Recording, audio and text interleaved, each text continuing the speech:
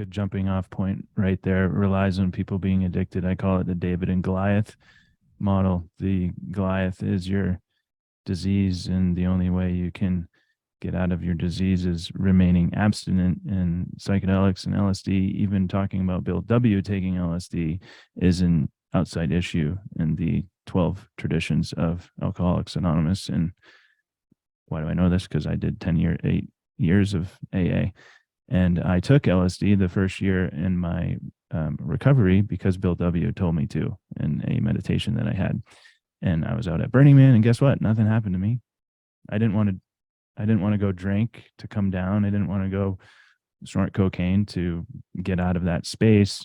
And I like that you spoke about the compassionate inquiry of why. You asked yourself why. Like, it's a good that's a good concept to speak about, that mushrooms aren't the magic pill. They're not the panacea. They're not the magic solution to everything, but they can be catalysts to change by putting in the work and the behavioral shifts and the changes in your life if you go through that compassionate inquiry. Or, as I like to say, be the Inspector Gadget with that gigantic magnifying glass and keep going.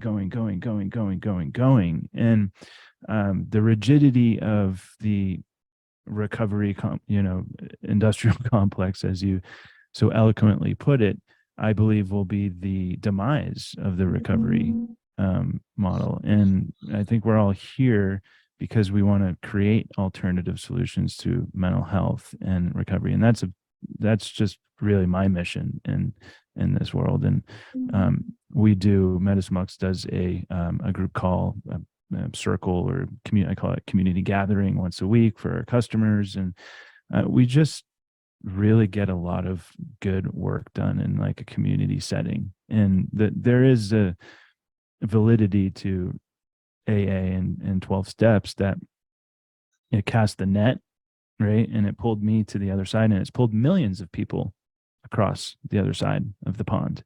Yeah. But it also likes to keep you there, right? It's like, okay, no, you're in the boat now, but you can't quite get off because there's a big scary world out there, right? So I'm glad that you used that magnifying glass for compassionate inquiry that branched out from self to others, the community, to the world at large. So we can keep talking about that for a long time. But another thing we embrace at Medicine Box is health sovereignty, and you do as well, particularly with regards to women and women identified care. How can mushrooms and plant medicine help them break away from the healthcare matrix? And we kind of just touched on that with the recovery kind of matrix, but let's get a little bit more niche in the work that you do around that.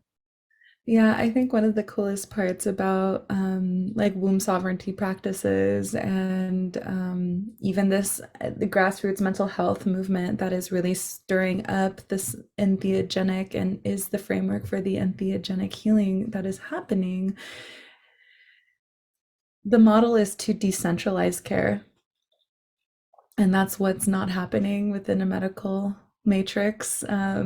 Is that there is a lot of consolidating of power. There's a lot of consolidating of where you can get access to medicine, consolidating where you can access services, who is responsible for allowing care, who can be a doctor, who can provide services. All of that stuff has been very much like co-opted by the United States government. And it really undermines the folk system. It really undermines traditional midwifery practices. It completely like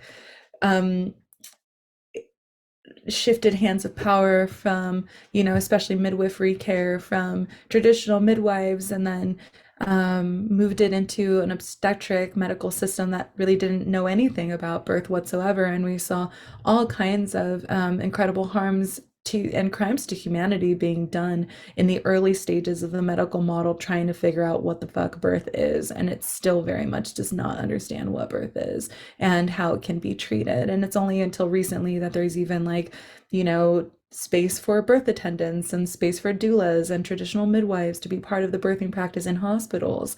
And the rates of of cesarean are like skyrocketing here in the States. We have so much emphasis and like dependency on surgery as part of birth, and it's not quite the emergency as the medical model would like to frame it. And I find that it's very also, there's also a stranglehold around race when it comes to care in the medical system. There's still very much a gynecological model that assumes that BIPOC women don't feel the same level of pain as white women do. And the entire foundation for gynecology as a practice was born out of, at least here in the West, out of experimentation of enslaved African women in the South. So you just can't avoid that history if you are thinking about going to a gynecologist's office or thinking about getting obstetric care. Like, it's with the understanding that the speculums and all of the surgical equipment that is being used was first experimented and developed on enslaved African women. And there's no ignoring any of those things. And so sorry, I get a little bit scratchy when it comes to this because it's pretty heavy shit. And um, I do a whole class about it called Wombs of the Empire, about, yeah, just the history of gynecological practice. And so for me and my people and the people in experiencing the entheogenic like evolution within our bodies, we're really feeling less and less safe within the Western medical framework, and very rarely ever do seek out services from like the health system unless absolutely necessary, because it doesn't really meet us where we're at as far as the needs of ourselves as BIPOC people, the needs of ourselves as femmes. There is not a lot of literacy around cross like cultural lines. There's not a lot of literacy around gender differences.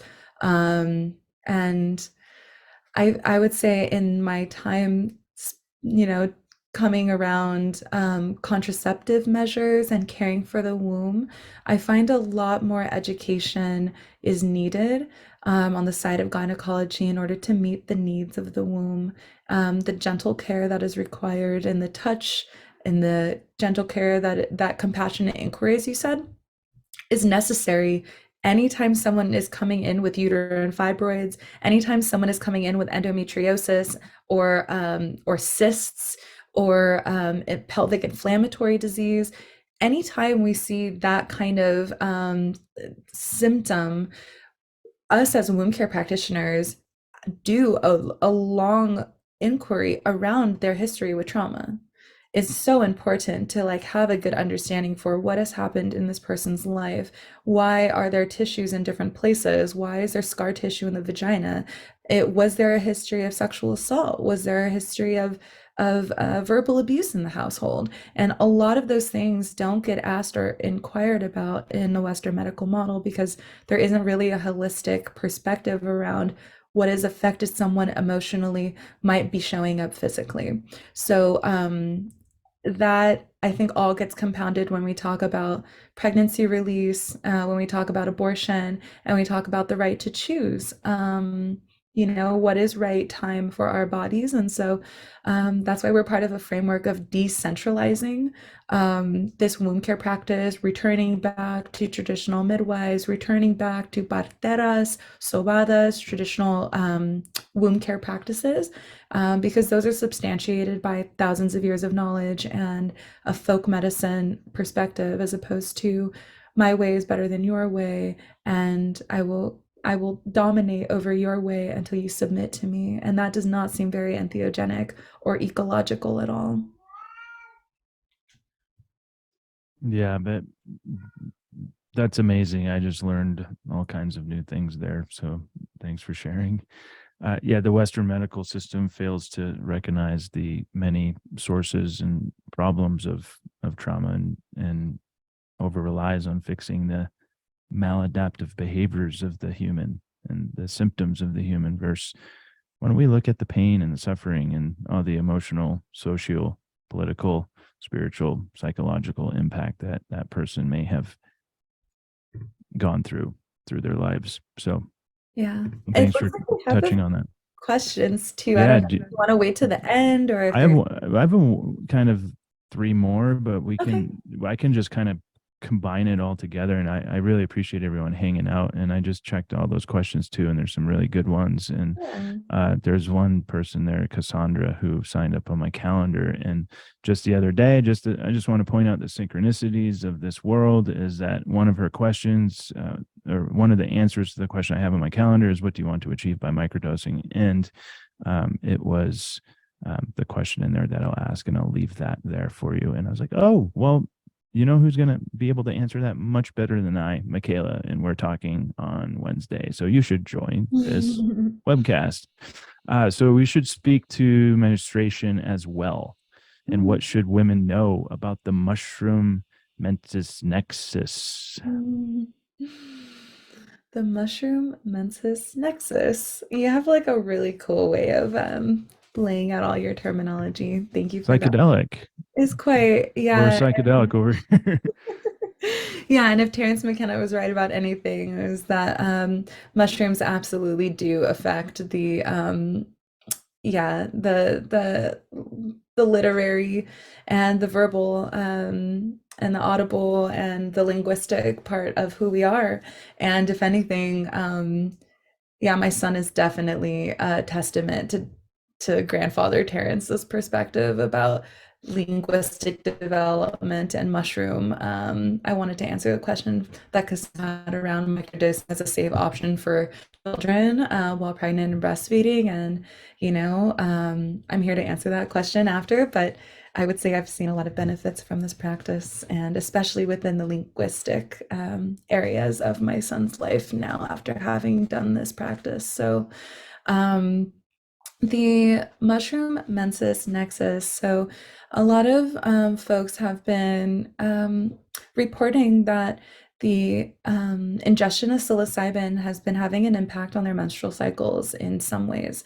And particularly also other entheogens too, like LSD. LSD is an emmenagogue, and also LSD is a uterine contractant. And so it can progress stalled labor, and then it can also bring on menstruation. And I notice within my own ceremonies too, leading up to ceremony tends to bring on my menstruation as well, or I will begin menstruating shortly after I take medicine and I eat mushrooms. And so what we know about psilocybin and the is that it serotonin, and so serotonin is acting on as a kind of a neurotransmitter and also affecting the hormonal system. We are using kind of the feedback loop to make an assertion about that, although there hasn't been any scientific research to show the exact relationship between mushrooms and menstruation yet. And I'm very much looking forward to seeing what is coming out of that, because we're noticing with people that are sitting with or microdosing or even macrodosing that there are decreases in like premenstrual symptoms.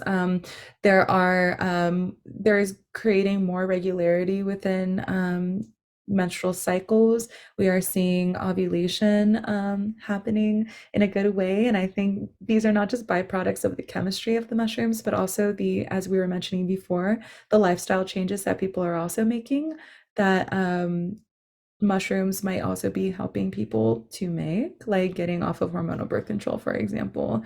So, just something for people to know that if a person is on hormonal birth control, they are not ovulating. That's period. The whole point of synthetic birth control is to not ovulate. That is the birth control, is that there is no opportunity to ovulate. And for some people, the choice to begin mushroom journey, mushroom experiences, has everything to do with kind of like the cleaning or the wiping away of artificial ways of being. And so the use of hormonal birth control can be felt in the body sometimes. And for people eating mushrooms, sometimes they'll make the decision also to start coming off of hormonal birth control. And in that way, relationship with mushrooms becomes very, very different. Like we are eating mushrooms during different times of a cycle. We are eating mushrooms during ovulatory cycles, and that feels very, very different in the body. We are eating mushrooms premenstrual, and that is feeling very, very different in the body. And I personally ate mushrooms during my pregnancy release. So it's a big menstrual process is, you know, to ask the menstruation to come back after having conceived.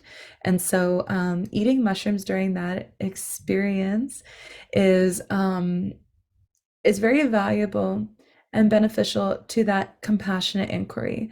Why is my body or my blood feeling this way? Why is this bloating happening? Is it the food that I'm eating? Is it brings to question a ton of things around our practices of menstruation that I will say is part of this mycelial menstrual nexus is like, how can the mushrooms teach me to be better to my womb and therefore have a more peaceful and regular and loving relationship with my menstruation?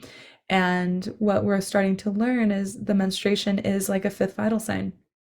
And so, based on the way that a person's menstruating, how often and what it feels like when they're menstruating is telling us a lot about overall health. And so, it cannot be ignored. If you're a bleeding person, the menstrual cycle as an indicator of health cannot be ignored. And the mushrooms can kind of guide us towards what parts of our system, what part of our life is not serving um, a healthy, happy menstrual cycle, which can definitely include our experience with hormone disruptors and endocrine disruptors and chemicals in our environment. So I think the way that the mushroom guides us to live a more natural life eventually does help us address a lot of these womb issues as just a matter of yeah, as a matter of what happens downstream a little bit too. Hmm. I like what you said there about the mushroom way of life is like washing off maybe the artificial, the synthetic, the materialistic world that we've all just been conditioned to. So, um, again, thank you all for hanging over time here. Let's get into some questions. And I think that was you answered that question of Cassandra's, Mikaela, about Hmm. yeah. Thank you for just throwing that in and weaving it into your stream of consciousness there. So um, let's see. And if people have Someone further questions too, there's a whole entheogenic mother's guide on my website as well. It's a PDF, it's 52 pages and covers ayahuasca, peyote, combo, cannabis, and psilocybin as far as for pregnancy, breastfeeding, and postpartum. So I would also recommend if you want to dive a little bit deeper, there's education about that specific. is that the Earth Medicine ebook on your Yes. site? Mhm. And Alana, do you want to drop her website in the chat, please? If you could, or I don't think I have it on here, but let's get that in there. Um, and I'm going to go through some questions and some comments. Megan Spence, currently cuddling with my sleeping 13-month-old who has the flu. I Oh. hope the little one feels better. Mhm. Marilyn Pierce, the academic model is an easy way to allow psychedelics to become more, quote, medicalized, but I do not trust the academic and healthcare systems attached to all other systems can be trusted with our spirits, our souls, and our journey to heal in alignment with self homeostasis. Is the risk of this harm worth the movement toward normalization? I have Mhm. concerns. I think it's a very valid concern, and it is a very, very double-edged sword in a lot of ways. I don't know if you have anything to speak towards that, Mikaela, but I feel we covered a lot of that Mhm. in the conversation. Catalina, what's the youngest age we can give psilocybin to our kids? And then she wrote microdose. Uh, I've seen Um, my friend's son eat peyote before, and he was 2 years old. So yeah. Yeah, I think that's culturally specific. But my son has already microdosed before. He his first microdose at 6 months old, and he was totally fine and safe and was well held in my arms through his journey and experience. And I just see nothing but brightness and beauty and intelligence in my kids. So it really does depend. And in some traditional communities, the intentional sitting with the medicine would start at about 3, is usually when you know mid doses would start to happen. Maybe yeah. Micros to mids. Fine-tuned neural pathways. Um, He's doing okay, you guys. He's yeah, still here. We're gonna see the whole generation of mushroom kids in like the next I know 20 it should years. be like. And I I'm think so here for it. did Dennis do a funny skit on that with all like the mushroom children's like names and everything, like all these like No, I haven't sage seen that one. sage galactica, you know, Oh my like God. indigo, like all these like crazy funny So names. extra. Um, Nature is magic and children understand that to the deepest level. I am a child, 43-year-old child, and I understand I love lovely nature. That's why I live. I'm staring at mountains and there's snows and there's big trees all around me right now. Hmm. Um, Yeah, uh, really. um, Cassandra, awesome. I'm glad you got value out of this. Cassandra, thanks for joining. Felicia, there's research in the conventional medical system that shows women with a history of physical and sexual abuse have more gynecological diseases. Your biography becomes your biology. You touched on that, Mikaela. I'm pretty I think sure. she said that like right after I said that as Yeah. like confirmation, and Okay. it's super true. Yeah. Megan, my OB explained how the RH vaccine was tested on imprisoned Black men. My doula made the biggest difference in my delivery. Where can I follow you on socials? I love these subjects. Yeah, Mikaela, how about right now before I get into like our medicine box offering and what we do? Like, we really want to like, this is you. So, socials, contact. How do these amazing people in the chat here get a hold of you or follow you, or do you have calendars that you do consults with? Like, what's up with that? Thank you. So, I have a regular platform that I love to share on. My Instagram is Mama De Mico, Mama Della Mico. And yeah, that's a really great space. I do drop a lot on there.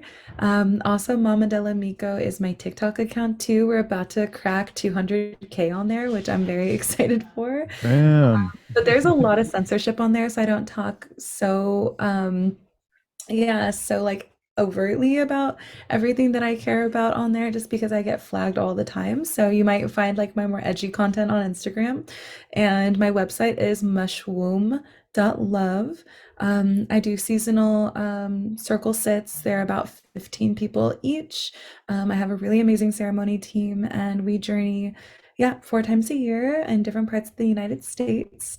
And I do have an online shop where I do help people get in line with womb sovereignty care materials like emetagogues. I also have Nature's Plant B. It's a Queen Anne's Lace tincture. I make 5 gallons of that a year, and I'm about to drop it on my shop pretty soon. So there's a lot of materials as far as education goes, but there's physical, tangible things that I love to create for my community too. So yeah, thank you so much.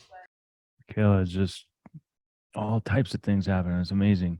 Um, Julie, I just wanted to read this. Deeply appreciate you touching on the misogyny and racism inherent in current repro health services. I'm a nurse, midwife, and caught babies for 14 years. Now work as a cannabis NP, and thrilled to hear all your thoughts. I love it when there's this type of human and on these conversations that are like from the maybe the old paradigm and have shifted and can understand and get their own belief systems changed and their ideologies and they're aligning. It's just whoa, the alchemy happening.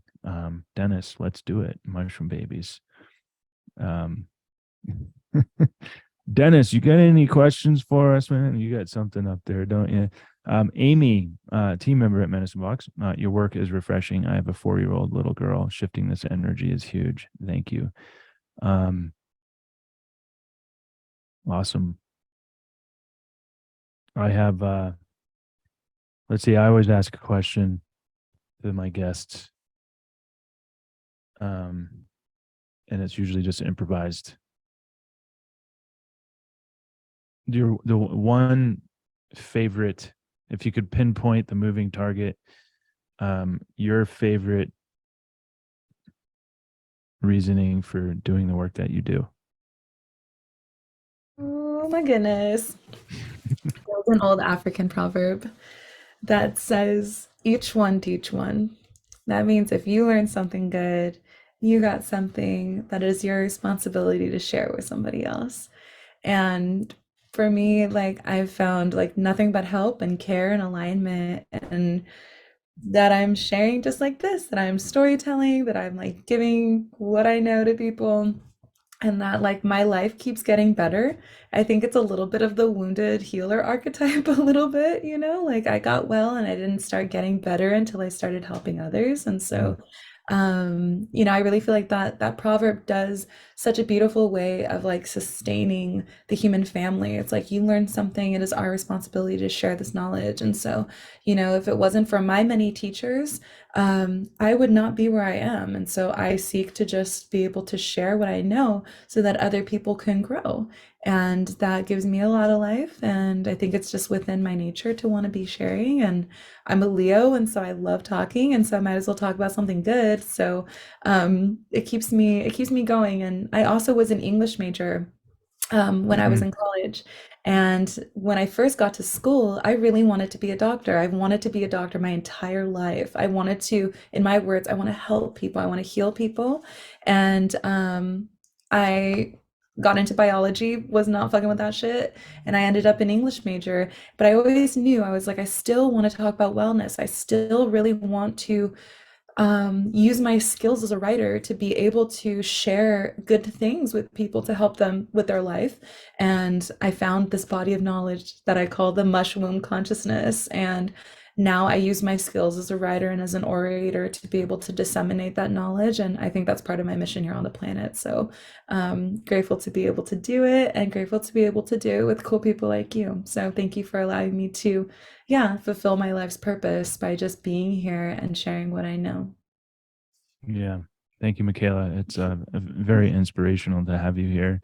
I always learn a lot when I have these conversations. It's part of the reason why I love doing this, and I love spreading education and awareness on things that really matter, and getting multiple different perspectives. And that's really what it's all about: is shifting one perspective at a time, gradually over time, frequency and consistency, and multiplied by intention plus introspection equals transformation. That's kind of the formula that I like to use. And for everyone here, I really hope that you all enjoyed yourselves and learned a lot. And Alana dropped my calendar link in the chat if anyone ever wants to have a 30-minute conversation with me. I would say if it is about any of the topics that Mikaela covered, get with her. Clearly, I am a man, and I'm a white man, and I have my own perspectives.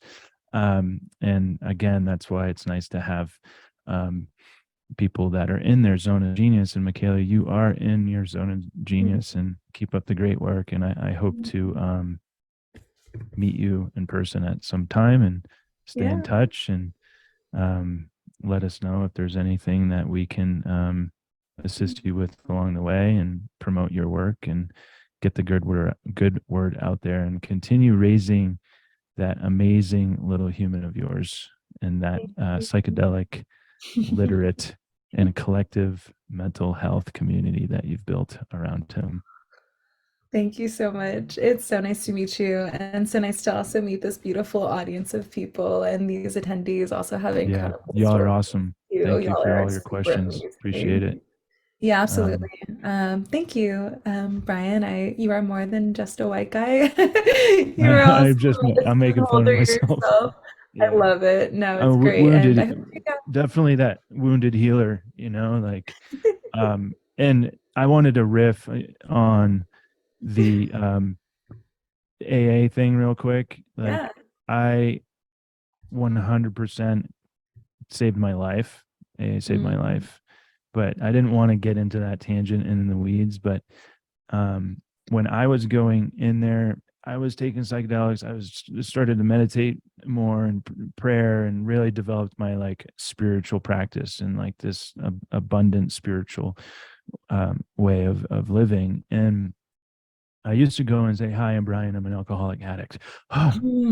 I can like exhale now, like, I'm surrendering. And then I started to like say that, and it didn't feel good in my body. It was like one of the maybe the first times that I actually started to like feel a certain way in my body and not up here in the content. And I was like, this doesn't feel right. That I'm like continuously identifying Yes. with a disease. And it's like, well, I used to be an addict and I used to drink a lot, and I know I'll never touch a drop of alcohol ever again in my life. I just can't.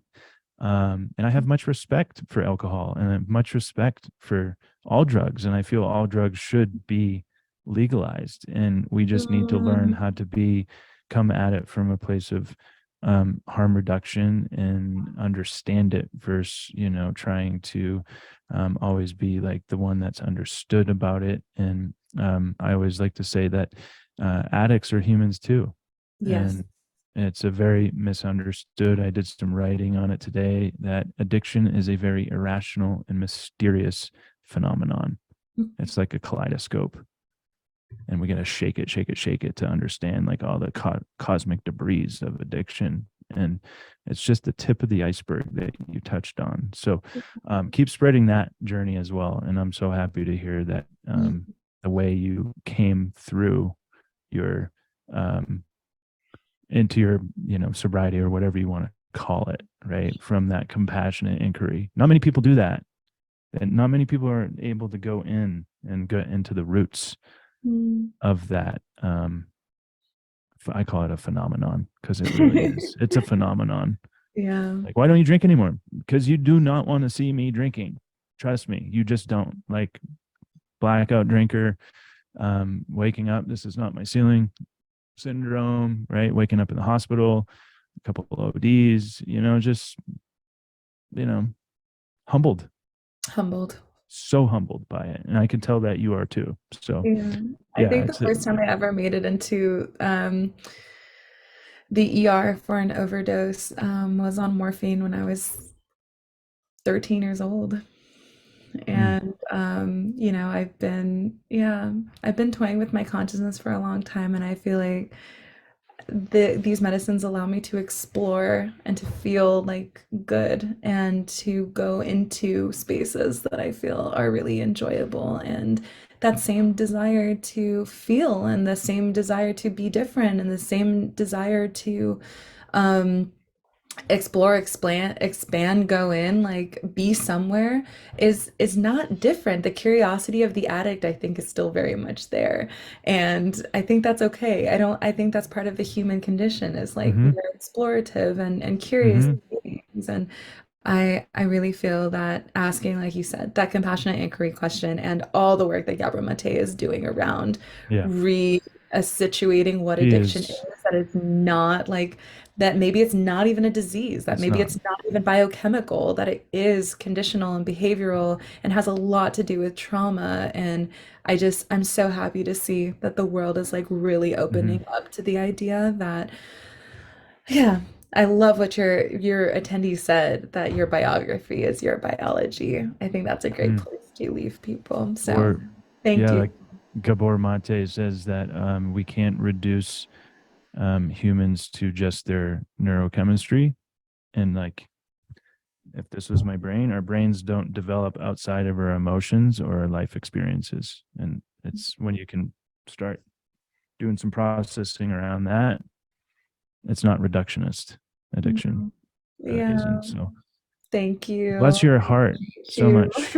Yeah, super Yes. appreciate you. And Okay. happy to heal in community too. I think that's also a thing as well, is like we are Amazing. not healing in a vacuum anymore. We've Yep. turned me to we. So thank you for being part of the we. I You appreciate bet. Cheers. Capital W, capital E. it. Have Adios, a great day. everybody. Blessings. Bye. Bye.